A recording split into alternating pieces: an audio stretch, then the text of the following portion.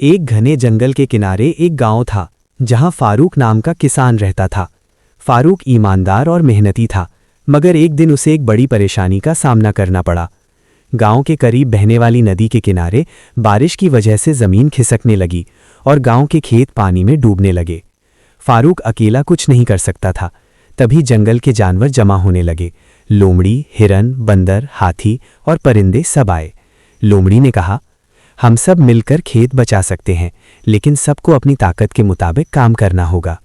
हाथी ने अपनी ताकत से जमीन की बड़ी मिकदार को खड़ा किया। बंदरों ने पत्थरों को इधर उधर धकेलकर नदी का रास्ता बदलने में मदद की।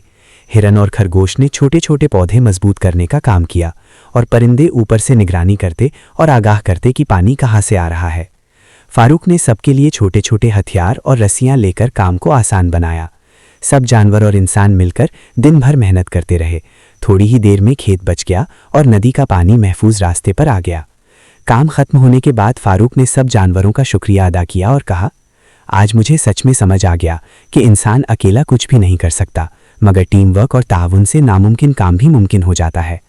जानवर खुश होकर जंगल वापस चले गए और गांव वाले फारूक की मेहनत और जंगल के जानवरों की मदद को देखकर हैरान रह गए। तब से गांव में कहावत मशहूर हो गई, जब इंसान और जानवर एक साथ काम करें तो कुदरत भी मदद के लिए आ जाती है।